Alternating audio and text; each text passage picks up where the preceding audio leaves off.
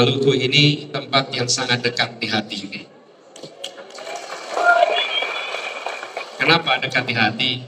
Saya sudah tiba di Maluku jauh sebelum bertugas di pemerintahan. Pada waktu itu kami mengelola sebuah program namanya Indonesia Mengajar. Dan Indonesia Mengajar ketika datang kami mendatangi tempat-tempat yang guru-guru umumnya tidak mau ditempatkan. Di tempat-tempat yang tidak ada sinyal telepon, tidak ada listrik, yang untuk sampainya ke sana memerlukan waktu yang amat panjang. Tadi ada Bapak Pendeta dari Pulau Seladu, Bapak Pendeta boleh berdiri sebentar. Tadi dari Pulau Seladu mana tadi? Bapak yang pakai topi tadi ya? Pimpinan, ya, ini dari Seladu Pak ya? Saya pernah sampai ke Pulau Seladu waktu itu. Jadi kami mengirimkan anak-anak muda lebih dari berapa kabupaten sudah saya sampai lupa ya kita kirim itu. Karena saking banyaknya. Di sini kita kirim ke Maluku Barat Daya, Seram bagian timur, Kepulauan Aru, kemudian Tanimbar, lalu mana lagi catatan, lebih dari 100 anak-anak muda menjadi guru-guru di pelosok Maluku. Dan itu yang membawa saya, program itu membawa saya mendatangi tempat-tempat yang amat jauh. Tempat-tempat itu tidak terkenal. Dan itu dikerjakan sudah, kalau dihitung waktu 14 tahun yang lalu dan masih berlangsung sampai hari ini. Program itu bukan sejarah, itu masih berjalan sampai sekarang.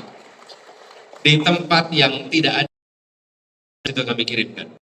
Dan pengalaman berinteraksi di tempat-tempat yang jauh, kami menemukan suasana kedamaian, kerukunan, kebersamaan, walaupun keyakinan dan agama masing-masing berbeda-beda. Dan di situ juga kami menemukan ketimpangan yang luar biasa, ketimpangan fasilitas, ketimpangan kesempatan, tapi kami tidak menemukan ketimpangan semangat untuk Indonesia lebih baik. Semangatnya tidak timpang, dan kecintaan pada Indonesianya sama. Saya tadi ceritakan, di Pulau Seladu ini pulau paling depan Indonesia. Kami berkumpul sekitar 40 orang. Acara mau dimulai, terus yang memulai acara bilang, Pak Anies tunggu dulu sebentar Pak, acaranya sebelum dimulai, Bapak tunggu dulu. Saya pikir sudah mulai, dia pergi lari jauh. Saya perhatikan itu pergi agak jauh dari tempat kita. Tidak lama dia kembali lagi. Jadi saya tanya, ada apa tadi ke sana? Menyalakan diesel untuk listrik. Karena tidak ada listrik. Lalu saya tanya kenapa jauh sekali dieselnya? Supaya ramainya diesel tidak mengganggu suasana pertemuannya. Kalau dieselnya dipasang dekat, bunyinya mengganggu pertemuan. Jadi dieselnya jauh sekali. Lalu acara dimulai, sama seperti kita, dengan menyanyikan Indonesia Raya. Ibu Bapak bayangkan, 40-an orang menyanyikan Indonesia Raya di pulau terdepan di mana janji kemerdekaan belum terlunasi. Mereka mengirimkan pesan.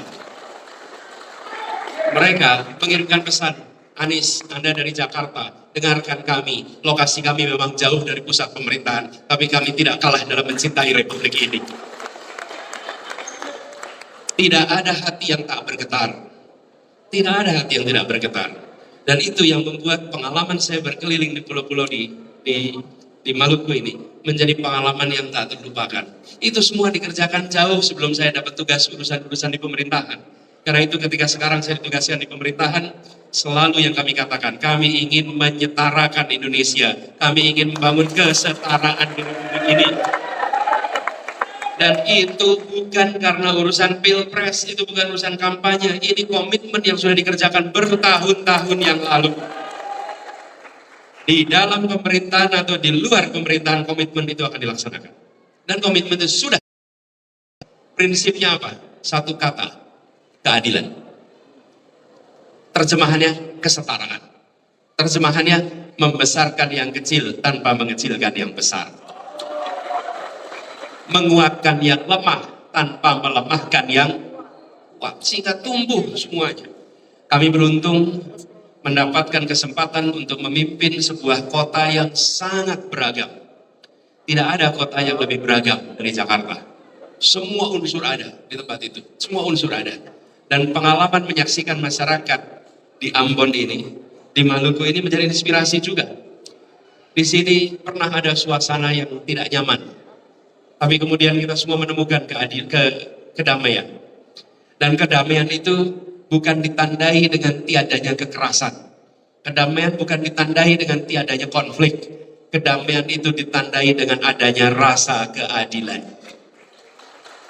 Itulah fondasi kedamaian. Dan itu yang kita saksikan.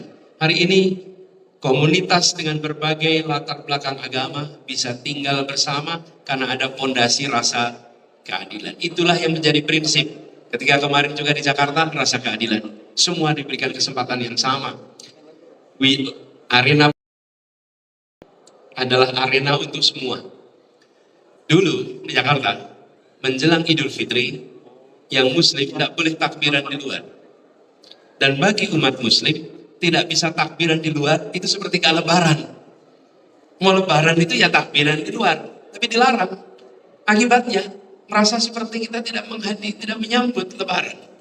Yang Muslim diberikan kesempatan, aturannya diubah. Menjelang Idul Fitri, boleh takbiran dan berkeliling di sepanjang kota.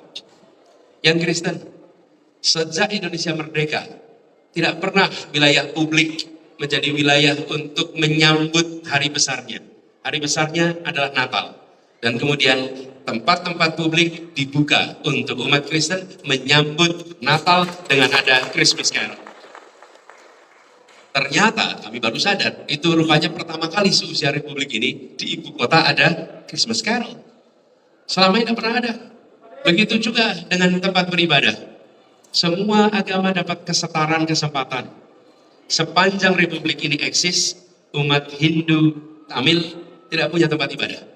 Sepanjang mereka adalah bagian dari masyarakat Hindu kita, tidak punya tempat ibadah, tidak punya yang namanya temple, kuil, mereka tidak ada. Izin tidak pernah keluar. Lebih dari 70 tahun mereka menunggu.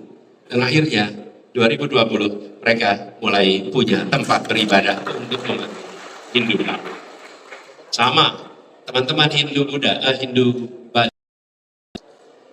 Kami menyediakan kepada masyarakat itu tempat pemakaman. Jadi ketika saya berjumpa dengan mereka, saya tanya bagaimana, mereka bilang, Pak, terima kasih atas tanahnya. Tapi kami kalau meninggal tidak dimakamkan, dikremasi. Jadi kami tidak butuh tanah pemakaman. Kami butuhnya rumah kremasi. Dan rumah kremasi yang ada di Jakarta, rumah kremasi swasta. Sehingga mahal, konsekuensinya bila kurang mampu dibawa pulang ke Bali, dimakamkan di kremasi di Bali. Kenapa? Karena mahal di Jakarta. Bagaimana Indonesia merdeka di ibu kota tidak ada rumah kremasi untuk umat Hindu yang mereka adalah warga kita yang harusnya mendapatkan kesetaraan kesempatan. Alhamdulillah dalam 2 tahun mereka punya rumah kremasi yang difasilitasi oleh negara sehingga sekarang siapapun umat Hindu yang wafat mereka bisa dikremasi tanpa harus mengeluarkan biaya seperti mereka harus ke tempat-tempat swasta. Pesannya apa? Latar belakang kita beda-beda dan kita tidak bisa mengatur latar belakang. Tapi latar depan kita adalah ikhtiar kita. Kita punya Bhinneka Tunggal Ika. Ada di gedung ini tidak ada tulisan gambar Bhinneka Tunggal Ika. Gambar Garuda, di situ ada kalimat Bhinneka Tunggal Ika. Apa kata terpenting? Kita sering menyebut Bhinneka. Bukan. Kata terpentingnya itu Ika. Bhinneka artinya beragam. Ika artinya satu. Maaf. Tunggal artinya ini, itu bahasa Sanskerta. Jadi Bhinneka yang beragam satu itu. Tunggal. Kata Indonesia luar biasa. Kenapa? Bukan karena binekanya. Karena bineka itu karunia ilahi. Bineka itu karunia Tuhan. Tapi tunggal itu hasil perjuangan kita. Tunggal adalah ikhtiar kita. Kita bineka, ada yang lahir sebagai Kristen, Muslim, Hindu, Buddha, Katolik. Itu latar belakang. Tapi bersatu atau tidak, itu pilihan kita. Dan Indonesia membuktikan bahwa latar belakangnya memang beragam. Tapi latar depannya bersatu seperti yang kita miliki hari ini. Itulah sebabnya kalimat Bhinneka Tunggal Ika, kata kuncinya pada tunggal. Bagaimana kita menjadi satu. Dan di sini menjadi contoh persatuan itu luar biasa. Kami berharap Semangat itu yang kita jaga terus. Semoga ke depannya kita bisa sama-sama bukan hanya membangun Indonesia yang setara, tapi membuat persatuan Indonesia, persatuan yang ditopang oleh rasa keadilan kepada semuanya. Dengan begitu persatuannya persatuan yang langgeng, persatuan yang bisa berkelanjutan dan permanen. Itulah yang coba kami ikhtiarkan sama-sama, dan kembali ke Maluku ini, kembali kepada masa-masa di mana kami merasakan perjalanan yang masih sepi sunyi. Kalau sekarang perjalanannya agak rame-rame Bapak Ibu sekalian. Kalau dulu sunyi, bahkan kami ingat salah satu pengalaman kebudayaan dibuat kami. Mau berangkat sampai di bandara, pesawatnya tidak jadi berangkat. Penerbangan itu ke Saumlaki lalu ke Tual. Kalau saya diberitahu, Pak, tidak jadi berangkat pesawatnya karena ada sase di Tual. Sase. Saya tanya, sasi, apa ini sasi? Lalu dijelaskanlah sasi itu. Lalu saya tanya, jadi berangkatnya kapan? Belum tahu. Menunggu sasinya selesai. Wah, menarik juga ini. Ini pengalaman kebudayaan juga di saya ini. Oke, kalau gitu jadi gimana? Bapak pulang saja, nanti kami kabari kalau pesawatnya jadi berangkat. Oh, menarik juga ini, saya disuruh pulang. Jadi saya pulanglah, saya ke tempat penginapan. Pulang ke penginapan, menunggu kabar. 2 hari kami menunggu di Ambon. Tapi 2 hari penungguan ini 2 hari yang mengesankan. Kenapa?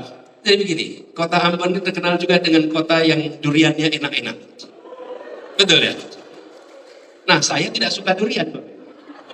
Masalah, bukan? Nah, jadi malam itu sebagian dari anak-anak kita ajak, Pak, kita lihat durian. Ya sudah, semuanya suka durian kecuali saya ngalah. Jadi saya ikut ke tepi jalan, makan durian tepi jalan gitu. Saya tidak tahu jalan apa di sini tuh. Tapi banyak sekali orang berjualan durian. Lalu saya nonton aja karena saya tidak suka durian. Lama-lama kelihatannya kok enak juga ini ya. Jadi saya coba itu durian, dari sini saya nyobain dah gitu. Seumur-umur saya tidak pernah makan durian. Jadi malam itu saya coba makan durian, dan semenjak itu saya jatuh cinta dengan durian. Jadi di kota Ambon Manise saya jatuh cinta pada durian. Sampai sekarang saya jadi suka durian, dan selalu saya cerita, saya suka durian di mana di Ambon. Jadi tidak akan pernah terlupakan kisah di kota ini. Bapak sekalian, senang sekali bisa tersambung, mudah-mudahan kita bisa berdialog lebih panjang lagi. Nanti insya Allah memang ada kendala waktu, tapi kami berharap bisa mendengar aspirasi, harapan yang nanti disampaikan oleh Bapak Ibu sekalian. Ya, begitu barangkali dari saya sebagai pengantar. Assalamualaikum warahmatullahi wabarakatuh.